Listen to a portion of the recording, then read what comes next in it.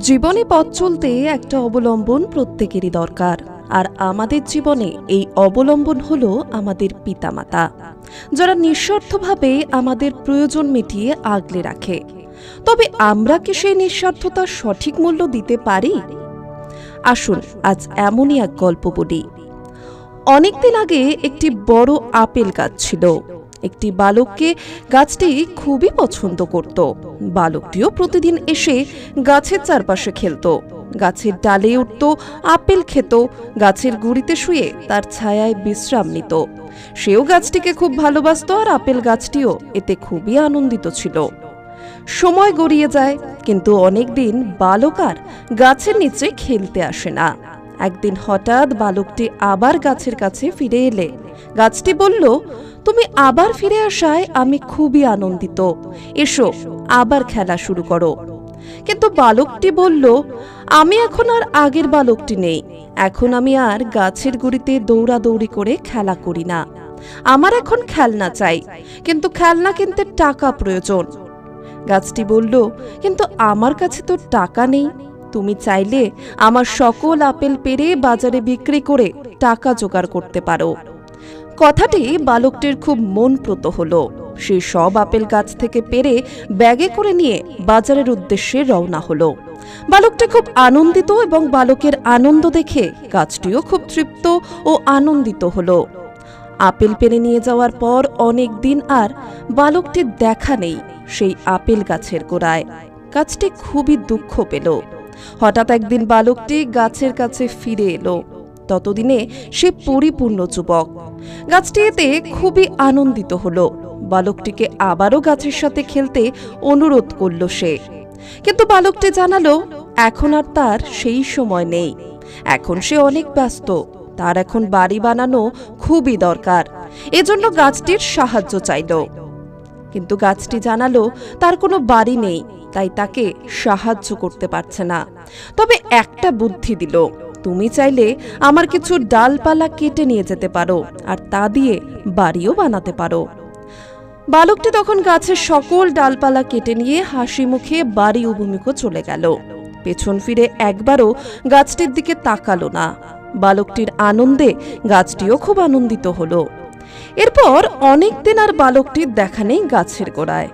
গাছটি আবারও একা হয়ে গেল। অনেকদিন পরে হঠাৎ এক গ্রীষ্মের তপ্ত দুপুরে গাছের গোড়ায় বালকটির আগমন। ততদিনে তার যৌবন পড়তির দিকে, জীবনের ঘানি টানতে টানতে ক্লান্ত তখন। গাছটি বালককে দেখে খুব খুশি হলো। আবারও তার সাথে খেলার অনুরোধ করল সে। কিন্তু বালকটি জানালো, আমার এখন আর খেলার বয়স নেই। আমি বৃদ্ধ হয়ে যাচ্ছি। জীবন যুদ্ধে লড়তে লড়তে আজ আমি ক্লান্ত।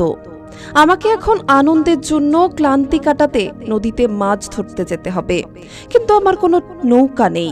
তুমি কি আমাকে কোনো সহায়তা করতে পারো?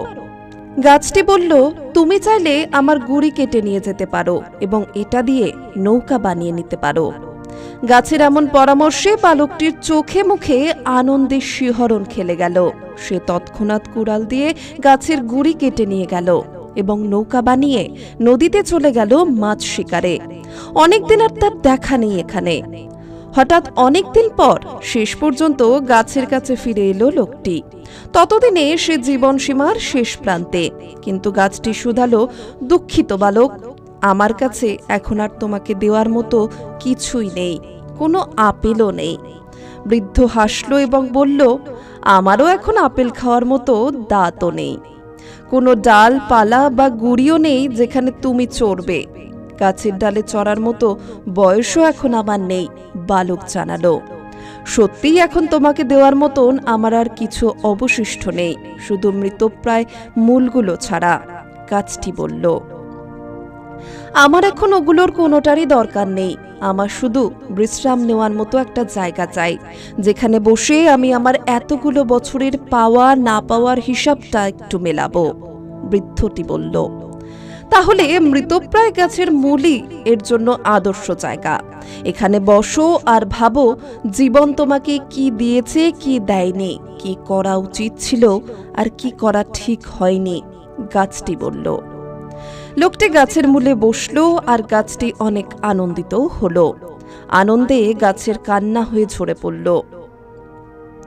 এই গল্পের শিক্ষা, আমাদের প্রত্যেকের জীবনেও এমন একটি আপেল গাছ আছে, আর তা হলো আমাদের পিতামাতা।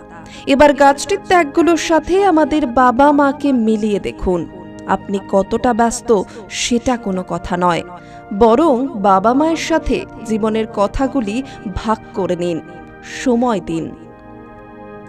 আজকের পডকাস্ট কেমন লাগলো অবশ্যই জানাবেন। আপনাদের কাছে এরকম অনুপ্রেরণামূলক কোনো গল্প থাকলে আমাদের সঙ্গে শেয়ার করবেন। আপনাদের গল্প সবার কাছে পৌঁছে দেব আমরা আমাদের পডকাস্টের মাধ্যমে।